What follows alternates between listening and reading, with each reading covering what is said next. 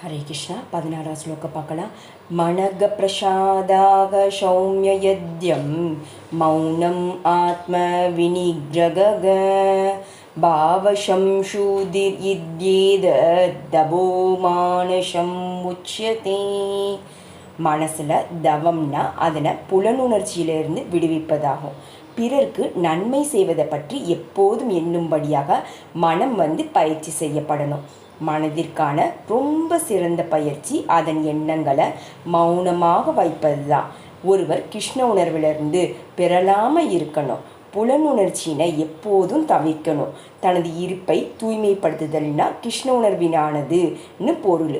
மனதை புலனின்ப எண்ணங்கள்லேருந்து விளக்குவதால் மட்டும்தான் அதனை திருப்திப்படுத்த முடியும். நம்ம எந்த அளவிற்கு புலனின்பத்தை பற்றி நினைக்கின்றோமோ அந்த அளவிற்கு மனம் அதிருப்தி அடையுது. தற்காலத்தில் புலனுணர்ச்சிக்கான பல்வேறு வழிகளில் நாம் நமது மனதை தேவையில்லாமல் ஈடுபடுத்துகிறோம். அதனால தான் மனம் திருப்தி அடைவதற்கான வாய்ப்பு எதுவுமே இல்லை. இதற்கு ரொம்ப மிக சிறந்த வழி புராணம், மகாபாரதம் முதலிய திருப்தி கொடுக்கும் கதைகள் நிறைந்த வேத இலக்கியங்களை நோக்கி மனதை திருப்புவதாகும். அதிலுள்ள அறிவை உபயோகப்படுத்தி தூய்மை பெற முடியும். வஞ்சிக்கும் தன்மையிலிருந்து மனம் விடுபடணும். எல்லோருடைய நன்மையை பற்றியும் எண்ணணும். மௌனம்னா எப்போதும் தன்னுணர்வை பற்றி சிந்திப்பதுன்னு பொருள். இந்த விதத்தில் கிருஷ்ண உணர்வில் இருக்கிறவங்க பக்குவமான மௌனத்தை கடைப்பிடிக்கிறாங்க. மனதை கட்டுப்படுத்துதல்னா அதன் புலனுணர்ச்சியிலிருந்து விளக்குவதாகும். ஒருவர் தனது நடத்தையில் ஒளிவு மறைவு இல்லாமல் இருப்பதன் மூலமாக தனது நிலையை தூய்மைப்படுத்த முடியும். இந்த குணங்கள் எல்லாமே சேர்ந்து மன இயக்கங்களின் லவமாக ஆகுது. 17 ஸ்லோகம். ஸ்ரத்தாய பரயாதப்தம் தபஸ்தத்திரிவிதம் நரைக அபலாங்காசிப்ரியுக்தய சாத்வீகம் பரிசசத்ததே. இந்த 3 வகையான தவங்கள் ஜட லாபங்களை எதிர்பார்க்காம பரமன திருப்தி செய்வதில் ஈடுபட்டுள்ள மனிதர்களால் உன்னத நம்பிக்கையுடன் செய்யப்படும் போது சத்வகுணத்தின் தவங்கள் என்று தெரியப்படுது. சத்காரமண பூஜாத்தம் தபோதம்பீன சைவயத் கிரேத தத்யே புரோக்தம் ராஜசம்சலம் அத்ருவம்.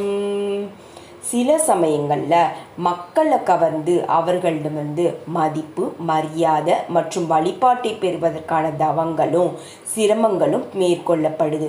ரஜோகுணத்தில் இருக்கிறவங்க தமக்கு கீழ்ப்பட்டவங்களை தம்மை வழிபடுவதற்கும் தமது கால்களை கழுவி விடுவதற்கும் செல்வங்களை சமர்ப்பிப்பதற்கும் ஏற்பாடுகளை செய்கிறாங்க. தவங்களை செய்வதால் உண்டாகும் இதே போல செயற்கையான ஏற்பாடுகள் ரஜோகுணத்தில் இருப்பவையாக சொல்லப்படுது. இதன் விளைவுகள் தற்காலிகமானது தான். சில காலத்திற்கு வேண்டுமானால் இது தொடரலாம், ஆனால் அது நிரந்தரமானது கூட இல்லை. 19 ஸ்லோகம். மூட கிரகோணத்மனோ யத் பீடயோ கிரியதே தபக பரஸ்யோ யோத்சாதனாதம் வாதத்தாமசம் உதாகிருதம். ஹிரண்யகசுபுவைய போன்ற அசுரர்கள் முட்டாள்தனமான தவங்களுக்கு உதாரணமாக விளங்குறாங்க. அவங்க கடுமையான தவத்தை மேற்கொண்டு அமர தத்துவத்தை பெற்று தேவர்களை கொல்ல விரும்புகிறாங்க. இதே போல விஷயங்களுக்காக அவங்க பிரம்மாவை வழிபட்டாங்க. ஆனால் இறுதியில் பரமபுருஷ பகவானால் கொல்லப்பட்டாங்க. அசாத்தியமான ஒன்றிற்காக தவங்களை புரிவது நிச்சயமாக தமோ குணத்தை சார்ந்ததா ஆகும்.